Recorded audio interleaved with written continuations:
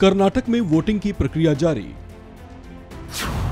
मैदान में कौन कौन से बड़े दिग्गज, किन बड़े चेहरों की प्रतिष्ठा लगी दांव पर। कर्नाटक विधानसभा चुनाव के लिए वोटिंग जारी है।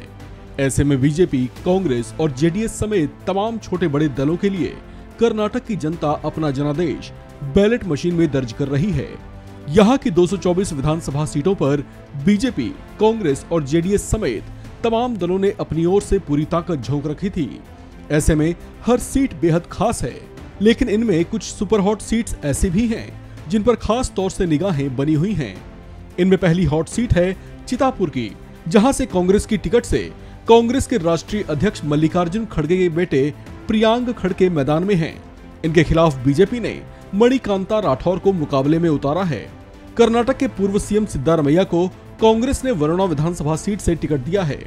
इनके खिलाफ बीजेपी ने कर्नाटक सरकार में वरिष्ठ मंत्री और लिंगायत समुदाय से आने वाले वी सोमन्ना को चुनावी मैदान में उतारा है।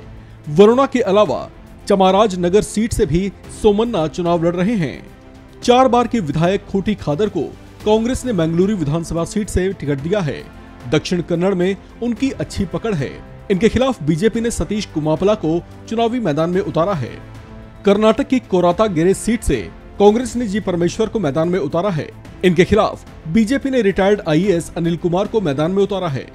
कर्नाटक के पूर्व सीएम और वर्तमान में जनता दल सेक्युलर के दिग्गज नेता एचडी कुमारस्वामी चन्नापटना विधानसभा सीट से चुनावी मैदान में हैं। इनके खिलाफ बीजेपी ने पूर्व मंत्री सीपी योगेश्वर को मैदान में उतारा है। कर्नाटक कांग्रेस में डीके शिवकुमार बड़ा चेहरा हैं और वो पार्टी के प्रदेश अध्यक्ष भी हैं। कांग्रेस ने करकपुरा विधानसभा सीट से उन्हें टिकट दिया है। इनके खिलाफ बीजेपी ने कर्नाटक सरकार में मंत्री आर अशोका को चुनावी मैदान में उतारा है। डीके शिवकुमार और आर अशोका दोनों ही वो कलिगा समुदाय से आते हैं। करकपुरा के अलावा पद्मनाभनगर से भी आर अशोका चुनाव लड़ रहे हैं। पूर्व मंत्री एच मुनियप्पा को कांग्रेस ने देवनहल्ली विधानसभा सीट से टिकट दिया है। इनके खिलाफ बीजेपी ने मौजूदा विधायक पिला मुनीश मप्पा को मैदान में उतारा है। अब बात सीएम फेजेस की करें तो अब की बार कर्नाटक में बीजेपी और कांग्रेस दोनों ने ही अपने अपने सीएम फेज घोषित नहीं किए।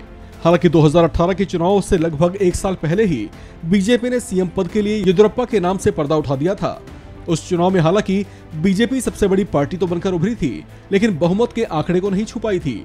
लेकिन फिर भी बीजेपी येदियुरप्पा के चेहरे पर लड़े गए उस चुनाव के नतीजों से संतुष्ट थी और मिलीजुली सरकार का गठन करने में कामयाब रही थी। हालांकि फिर 2021 में सीएम पद पर फेरबदल करते हुए सीएम बनाया गया था बसवराज बोम्मई को। वहीं अगर कांग्रेस की स्थिति की बात करें तो कांग्रेस पिछले चुनाव में दूसरे नंबर की पार्टी रहते हुए भी वोट शेयर्स के प्रतिशत में बीजेपी से आगे थी। लिहाजा 13 मई को घोषित होने वाले नतीजे दोनों पार्टियों के हालात को जाहिर कर देंगे और ये भी बता देंगे कि किसके दावों में कितना दम था। इस खबर में फिलहाल इतना ही। बाकी अपडेट्स के लिए बने रहिए वन इंडिया हिंदी के साथ।